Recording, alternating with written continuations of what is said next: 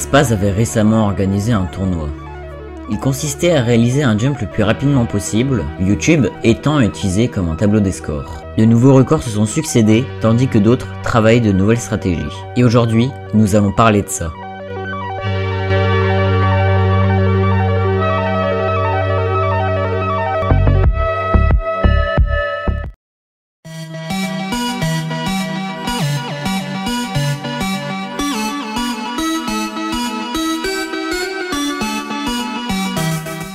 Aspaz sort sa vidéo où il invite des youtubeurs à participer à un tournoi. Et qui d'autre que Splashmore pour finir le parcours en premier. Les stratégies n'étaient pas encore développées et les fails étaient nombreux. Malgré ça, il fut le premier à poster une vidéo sur le tournoi. Les tactiques qu'il utilisait étaient les plus flagrantes. La pelle en diamant enchanté en faisait partie. Il sorta donc sa vidéo avec un temps de 5 minutes et 15 secondes. Mais tout cela était sur le point de changer. Quand un nouveau joueur allait presque casser la barrière des 4 minutes. Qui pourrait le détrôner? Quelques minutes plus tard, dans la horde de vidéos qui envahirent YouTube, Sacha Torch était l'un d'entre eux. Il posa un record de 4 minutes pile, et voici comment ça s'est passé.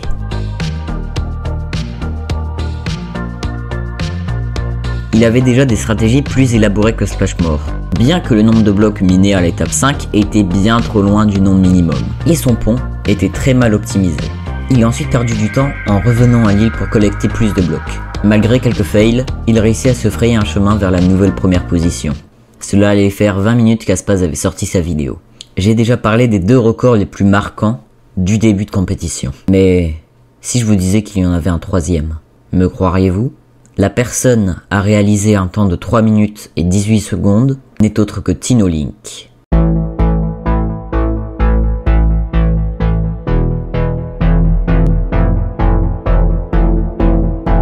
Un membre réputé de la communauté d'Aspaz, il allait sortir un record, prêt à en découdre.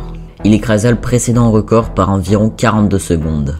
Qu'avait-il fait pour optimiser sa run aussi simplement? Grâce à sa capacité à appréhender les situations multiples, il fut capable de présenter une run bien plus optimisée. Un stack de blocs lui semblait assez pour créer le pont.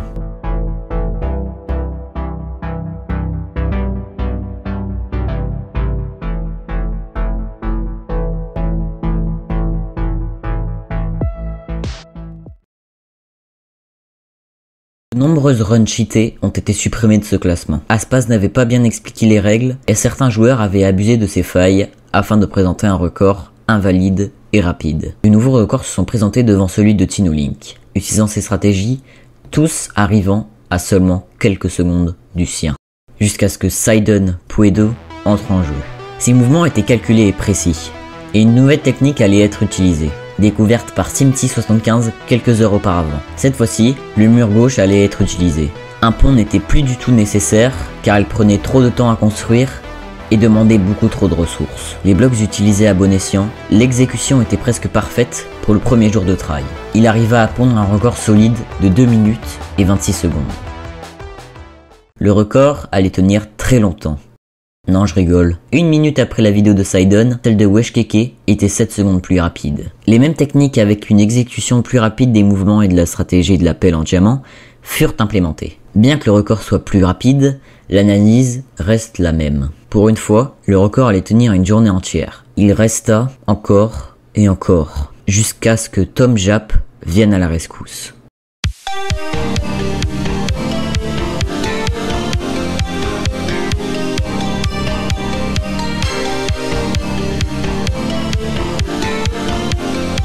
Avec un temps de 2 minutes 12, il se place directement à la première position. Les joueurs se rapprochent dangereusement de la barrière des 1 minute.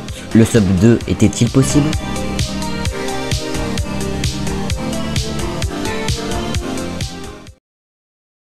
La question était plutôt qui allait le faire. Et il s'agissait une nouvelle fois de Sidon Puedo, un ancien détenteur du record du monde. Une optimisation de 26 secondes. Pour la seule fois depuis le début du tournoi, il avait appris le chemin de l'étape 6.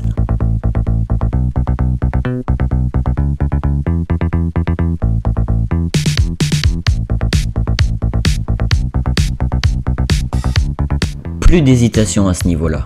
Et c'est ça qui va faire en sorte que cette run devienne un modèle pour les autres. Son temps était de 1 minute et 53 secondes. Rapidement, D'autres joueurs ont appris de son génie. Son record a été battu rapidement par Ashok, même si le record reste tout de même très similaire. Après ça, plus rien. Personne ne réussit à battre ce record. Il tenu, encore et encore. Jusqu'à ce que...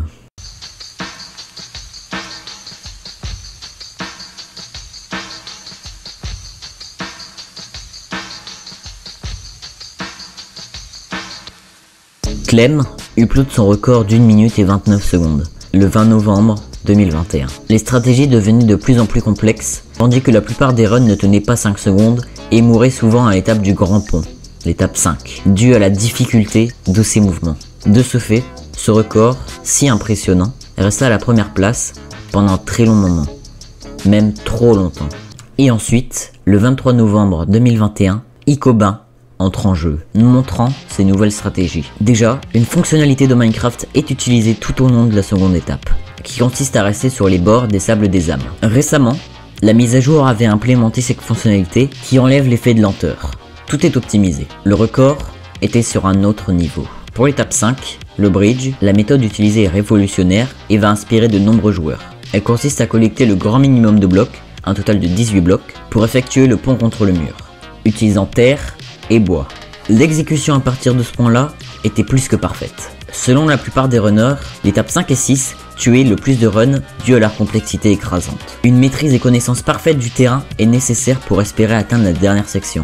Il avait 12 secondes d'avance, mais il venait de commettre une grave erreur. Son génie allait se retourner contre lui.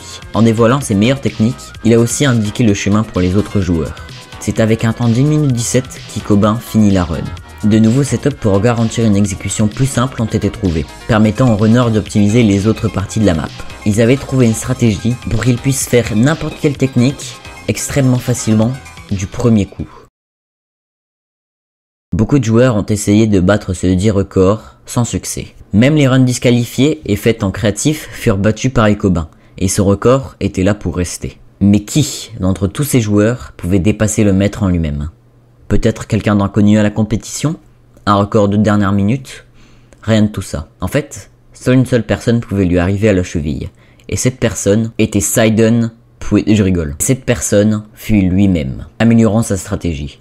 1 minute 16 était le nouveau record à battre. Malheureusement, il n'a pas tenu longtemps.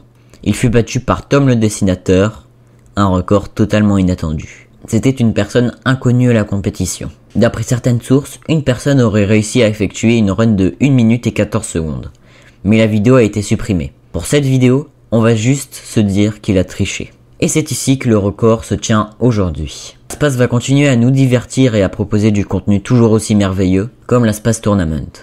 C'était un long voyage vers la perfection. Et aussi, n'oublie pas d'aller regarder les différentes chaînes mentionnées dans la vidéo. Je n'ai pas pu parler de tous les records pour les besoins de la vidéo, mais je tiens à féliciter chaque personne y ayant participé. Un grand merci au youtubeur Summoning Salt pour l'inspiration et l'idée de la vidéo. Elle m'a pris énormément de temps à écrire et à tourner.